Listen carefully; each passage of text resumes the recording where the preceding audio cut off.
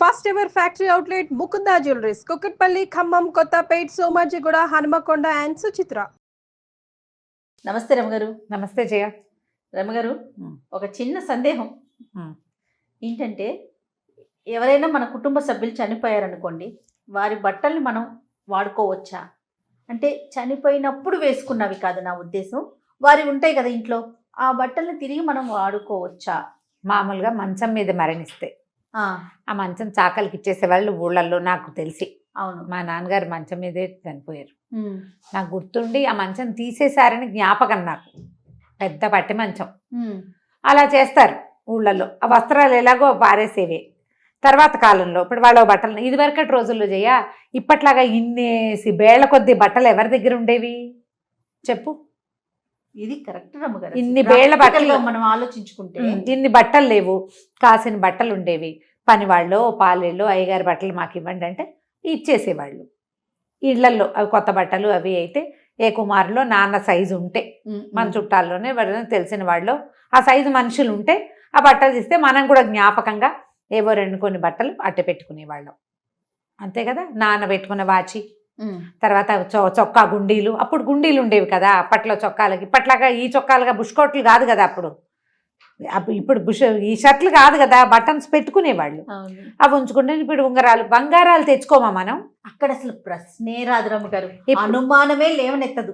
చనిపోయిన వాళ్ళ దుస్తులు అనగానే ఏంటో ఫీలింగ్స్ వచ్చేస్తాయి. నేనేంటో వాటిని నమ్మని చేయ, నాకు నమ్మకం ఉండదు. ఇప్పుడు మా అమ్మ చనిపోయారు, మేమందరం ఏంటి బట్టలు ఏవో ఉన్నాయి, చాలా మటుకు అక్కడే వదిలిపెట్టేశాం. మా వదిన ఎవరో ఒకళ్ళకి ఇచ్చుకుంటుంది, కొన్ని కొత్త చీరలు అయితే ఆవిడ కట్టుకుంటుంది లేని. తలా ఒక చీర తెచ్చుకున్నాం. మా అమ్మ బంగారం తీసుకోలేదు, నీకు చెప్పే కదా మాట. నేను చెప్పారు కదా, తలా ఒక చీర. నా దగ్గర ఒక మంచి బాగా రెడ్ శారీ ఎవరో పెట్టారు అమ్మకి. ఆవిడంత రెడ్ కట్టుకునేది కాదు, ఒక్క మాట ఏమన్నా కట్టుకుందేమో. ఆ కొంచెం చిన్న చీర కూడా నేను ఎప్పుడు కట్టుకోలేదు, అంతే. ఇంట్లో ఉన్నప్పుడు ఒకసారి కట్టుకుని దాన్ని అటు పెట్టుకున్నా. అమ్మ ఏమైనా ఒకటి రెండు బట్టలు మన ఇంట్లో ఉండిపోయిన ఉంటే అమ్మ జ్ఞాపకం మనతో పాటు ఉంటుంది. అంతే కదా. అమ్మ, అన్నయ్యో, వదినో, పెద్దక్కయ్యో, బావగారో, లేకపోతే మన నాన్న, తాతగారు, ముత్తాతగారు, నాయనమ్మ, ఎవరు మరణించకుండా ఎవరైనా ఇక్కడ పీటేసుకుని కూర్చునే వాళ్ళు ఉన్నారా? కలిపి మనతో కలిపి ఎవ్వరు ఉండరు. వాళ్ళు ముందు, ఇంకొకళ్ళు వెనకాల. ఇది శాశ్వతమైన సత్యం. దీని గురించి మనం రోజు మాట్లాడుకోకర్లా, కానీ అది మన లోపల ఒక తెలివిడి మనకు ఉండాలి కదా. భయం, చనిపోయిన వాళ్ళ బట్టలు వేసుకుంటే ఏమైపోతుందో. బంగారం తెచ్చుకున్నప్పుడు ఏ భయం ఉండదు, వాళ్ళ ఆస్తులు పుచ్చుకున్నప్పుడు ఏమీ ఉండదు. వాళ్ళ ఇంట్లో ఉన్న వస్తువులు, సామాన్లు ఉంటాయి. ఇంకా తక్కువైనా ఎక్కువైనా గొడవలు కదా రమ్మగారు. కొట్టు చచ్చిపోతారు, పోట్లాట. ఒక అర్నవర్స్ పోయిందని, ఒక అరతోలం తగ్గిందని, 1 గ్రామ్ బంగారం తేడా వచ్చింది, వెండి వస్తువులు తేడా వచ్చినాయి, మాకు ముట్టలేదు, మాకు ముట్టింది, అక్క చెల్లెలు అన్నదమ్ములని డిస్కషన్ పెట్టి దాని మీద పోట్లాడుకు చచ్చి పిన్నికో మేనతకో చెప్పుకుని ఏడ్చి క్రియలు జరగక ముందే పోట్లాడుకుంటారు. ఈ వస్త్రాల ఘోష ఎందుకు? దానం చేయొచ్చు, ఎవరికైనా ఇవ్వచ్చు. మనకే సరిపోతే, మనకే బాగుంటాయి చీరలు, పంచలు, చొక్కాలు, ప్యాంట్లు మనకు సరిపోతే మనమే ఉంచుకోవచ్చు. వాటితోటి వాళ్ళ భావాలు ఉంటాయని అవన్నీ ఏమీ భావించకండి.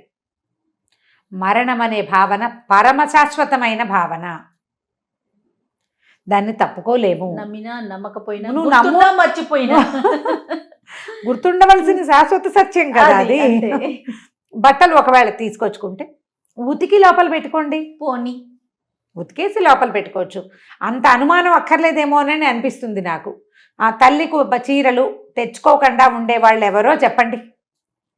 మేము అస్సలు తెచ్చుకోలేదండి.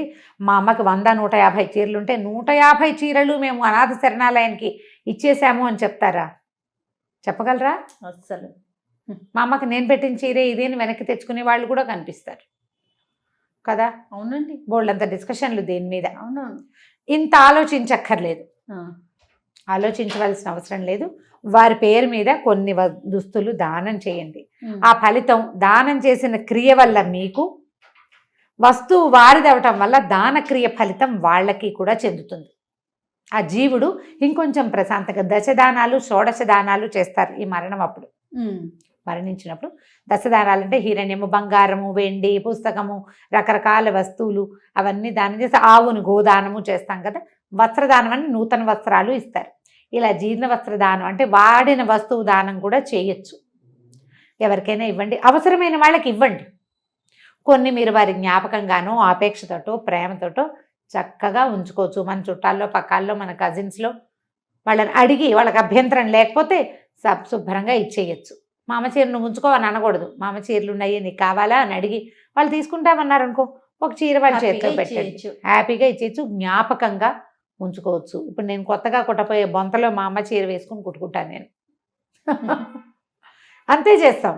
వాళ్ళు మనతో ఉన్న ఒక సంతోషం ఉంటుంది, అంతకంటే ఇంకేమీ లేదు. అందులో భయపడవలసిన, అనుమానపడవలసిన, శంకించవలసిన పని మాత్రం సుతరాము లేదు. ఇది పూర్తిగా నా యొక్క భావజాలం మాత్రమే. నేను దీంట్లో ఇలాంటి విషయాల్లో నేను ఎవరి సలహా అడగను, నా మనసుకు తోచిందే చేస్తాను. నాకు అర్థమవుతుంది ఇందులో ఒక ప్రాక్టికల్ థింగ్ ఉంది కదా, ఒక ప్రాక్టికల్ విషయం ఉందా, ఆలోచించండి. మీకు కూడా ఎవరి సలహా అక్కర్లేదు. ఇది ఇంకా సూపర్ అమ్మ గారు. అయితే వస్తువులు బట్టల వరకు ఒక క్లారిటీ ఉంది. కొన్ని వస్తువులు తెచ్చుకుంటామండి, మనకు అవసరమైన వస్తువు, ఏ వస్తువు కంటికి కనిపించితే ఆ వస్తువు ఆ వ్యక్తి లేనప్పుడు తెచ్చేసుకుంటాం.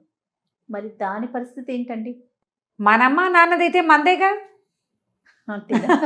దానికోసం కొట్లాడుకోవద్దు. కొట్లాడుకోకండి, అవి ఉండిపోతాయి. మనుషులు పోయినా, వాళ్ళ అమ్మ పోయినప్పుడు ఈ పిల్లలు కొట్టుకున్నారు వస్తువుల కోసం. ఎప్పుడు వస్తు భ్రాంతి ఉండకూడదు. మనం అమ్మకి మనలాగానే వస్తు భ్రాంతి ఉంది. అమ్మ శాశ్వతంగా ఉందా? అమ్మ వెళ్ళిపోలా. ఇప్పుడు మనకు కూడా భ్రాంతి పడితే భ్రాంతే మిగులుతుంది, మనమేం ఉండం కదా.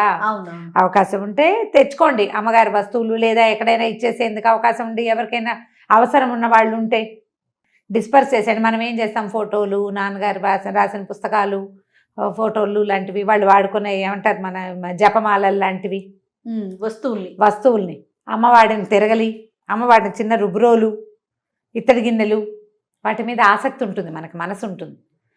ఎక్కువ భ్రాంతి పడద్దు, దానం చేయండి సాధ్యమైనంత. తెచ్చుకోగలిగినవి తెచ్చుకోండి, జ్ఞాపికగా ఉంచుకోవాలనుకుంటే తెచ్చుకోవటం. జ్ఞాపకంగా చూస్తే అమ్మ రోజు గుర్తొస్తాడు. రోజు రోటి పచ్చడి నూరేది ఒకళ్ళ అమ్మ, ఆవిడ వాడే నున్నగా అయింది రోలు, ఒక ప్రాణంగా ఉంటుంది మనకు దాని మీద ఉంటుంది. తెచ్చుకోండి, దాన్ని అక్కడ వదిలేయకుండా. అమ్మ మనతో ఉన్న భావన మనసుకి ప్రశాంతంగా ఉంటుంది. పాపం ఈ కోవిడ్ రోజుల్లో చాలామంది పాపం పిల్లలు అమ్మా నాన్నను కోల్పోయిన వాళ్ళు కూడా, ఆడపిల్లలు, నీ వయసు వాళ్ళు, నా వయసు వాళ్ళు కూడా అమ్మా నాన్న ఒకేసారి వెళ్ళిపోతే వీళ్ళ పరిస్థితి ఏంటి? ఆ వస్తువులు ఏమైనా ఉంటే దాన్ని ఎంతసేపు చూసుకుంటుంటే అమ్మ మనతో ఉన్న ఫీలింగ్ ఒకటి ఉంటుంది. అది దానికి అవకాశం లేని పరిస్థితులు కూడా వచ్చినాయి మనకి. వాళ్ళు అక్కడెక్కడో ఉండి వీళ్ళు ఇక్కడ వెళ్ళిపోయి కనీసం చివరి చూపులు కూడా లేకుండా, అప్పుడు ఈ వస్తువు మీద మనకు ఒక భ్రమ ఉంటుంది. తెచ్చుకొని వాడుకోవచ్చు. వాళ్ళ భావాలు వీటి ఉండి, మీ అమ్మా నాన్నల భావాలు మీతో ఉన్నట్టే. అంతే కదా, మరణిస్తే కదా కావాలి. మరణించిన వాళ్ళు మన అమ్మా నాన్న అయితే వాళ్ళ భావాలు మనతో పాటు ఉంటాయి. అదేదన్నా చెడుగా ఎలా పరిణమిస్తుంది? వాళ్ళకి మనం అంటే ప్రేమ కదా. అమ్మ నాన్నలో అక్క చెల్లెలు ఎవరైనా మన వాళ్ళవైతేనే కదా మనం తెచ్చుకుంటాము. వారికి మనకు ఆ హక్కు ఉండదు కదా. ఉండదు కాబట్టి భయం లేదు, తెచ్చుకోవచ్చు. ఇవన్నీ భావన మాత్రమైన వ్యవహారాలే తప్పిస్తే భయపడడానికి ఏమీ లేదు. ధైర్యంగా తెచ్చుకోండి, ఏం కాదు. రైట్. నమస్తే. నమస్తే జయ.